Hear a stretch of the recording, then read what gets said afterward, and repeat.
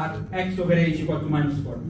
Of course, this doesn't make sense for this case. I was just copying this sentence from the previous tutorial, so just ignore that. I will.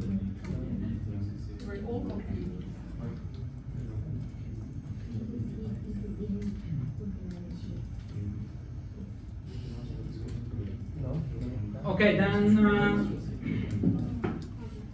I was explaining the field functions. This is the Reynolds stress. Then this is, let's say, the non-dimensional Reynolds stress. So we divide by u jet to the power of 2.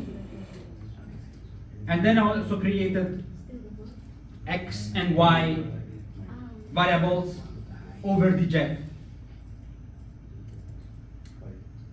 I did this since, as you can see in the results of the website, this distribution are plotted on the x-axis, and on the y-axis we find y over the jet, or in this case we have x over the jet. So it's good to have those non-dimensional x and y coordinates.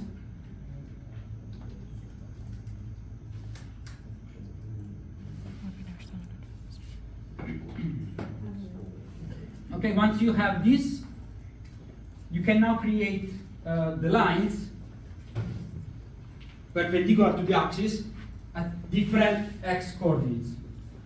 So as we are asked in the tutorial, in the homework. So in the homework we are asked to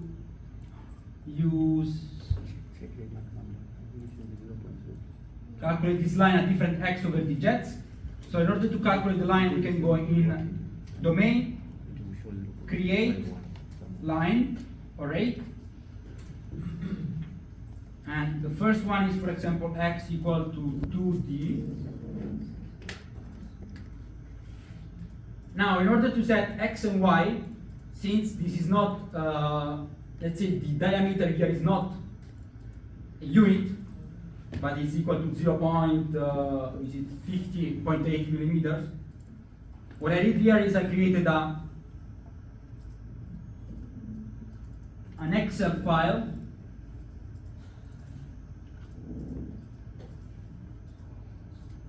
where I calculated the x coordinate.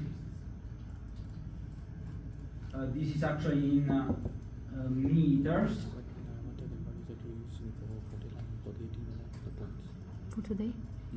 So by multiplying the factor times the jet, for example, for x equal to the jet, over 1000, so that I know which is the corresponding x coordinate in the absolute reference of frame for all the lines that we need to create. It is there. Also, I calculate the same value for a factor of 1.5. So why I did this? Because the y over the jet, as you can see in these figures, it's plotted up to a y over the jet equal to 1.5. So it's also good to know what is the upper range of our y. So that this value here is basically our y.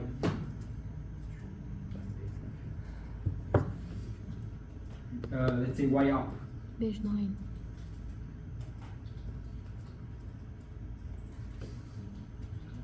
So what I'm going to do is I'll create lines using these values. So for example, for x equal to 2d, my x is going to be equal to 0.1016, both my x1 and my x0. The y instead is starting from 0, which means it's starting from the bottom of the axis. So from the axis to y over the jet equal to 1.5, which corresponds to a value of y equal to 0.0762. So this is going to be my x equal to the jet, and create. So we can do the same for x equal to 5d. So we can just change the value of the x. So this is 0.254.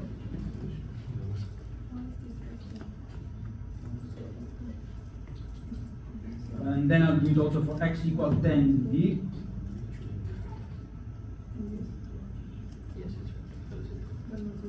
So that's 508.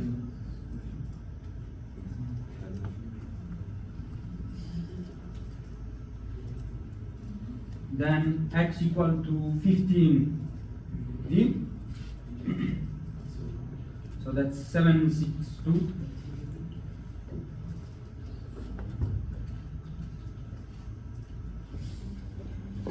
And finally, x equal to 20d, that is equal to 1.060.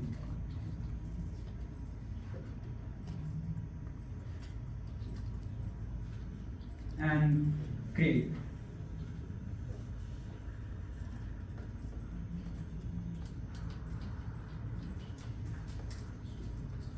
So with that done, basically you can plot all the quantities for all the lines. For example, we can create a new XY plot. And node values, it's fine. Position on x-axis. No, let's deselect this one. Now that we can select both our x and y axis, which variable we want to plot.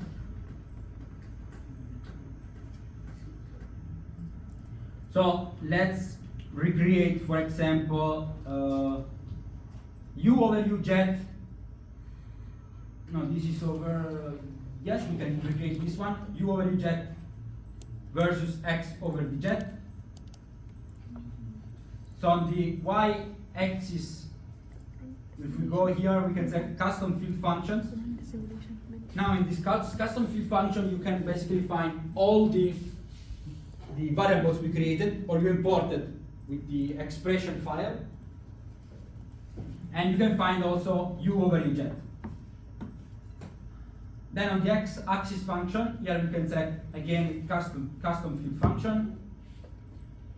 And we want to select the x over the jet that we also have here.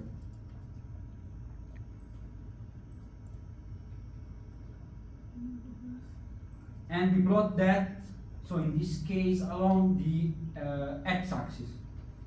Sorry, the axis, boundary condition.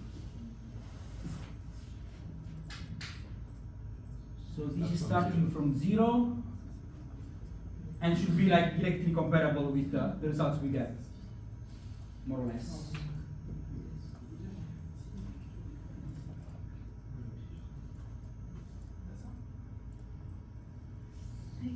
This is different from the one he's plotting. This is different. Of course, you can write this file in an XY file. How? And you can superpose these results with the experiments. So the experiments are available on the website. If you go at the bottom of the page, here you can find the jet data.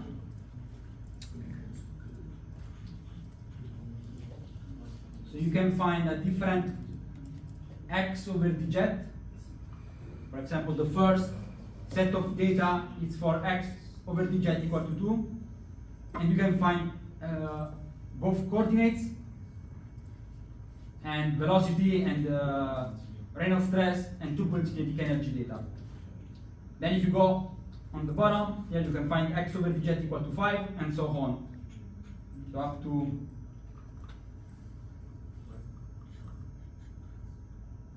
x over the jet equal to mg.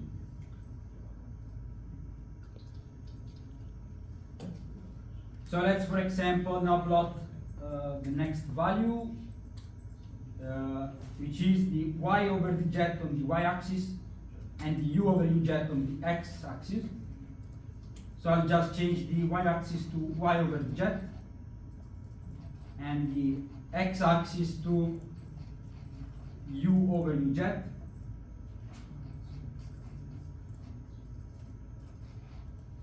And now, instead of the axis, we are going to plot these quantities for the lines we created. So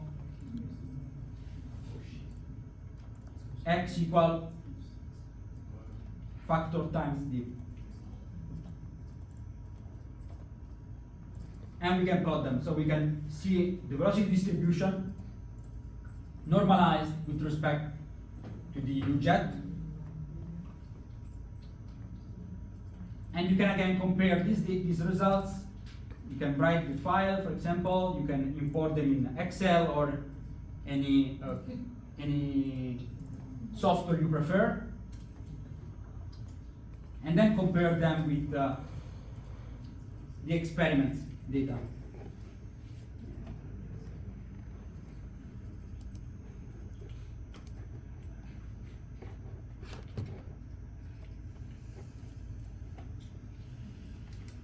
And you can do this for all the requested variables, so you can just change them on the x-axis function. You can select the one that you want. For example, let's plot the turbulence kinetic energy, and that's how it looks, the turbulence kinetic energy distribution in the jet.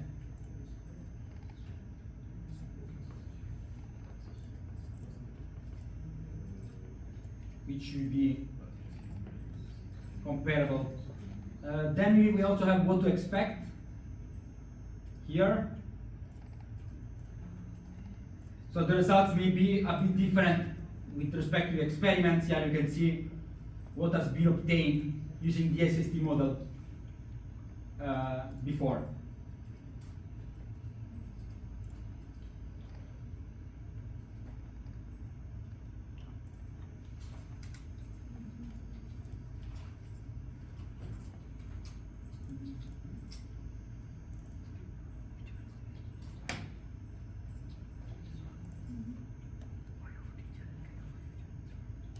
Okay, that's basically it. So that's the exercise. And so then what you need to do is, for example, you can save this file. So I go File, Write, KSN data. So this was the 2D jet, for example, with a 5% All the lines. turbulent intensity.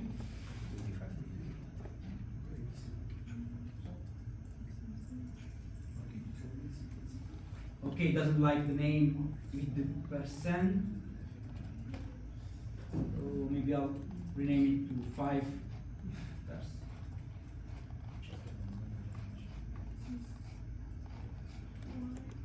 Then what you need to do in your homework is extend, so simulate different cases. So you just go to models, viscous, and you change the, no, sorry. You need to go to the boundary conditions, inlet jet, and change the turbulent intensity to 1% and 15%, and run with this different turbulent intensity.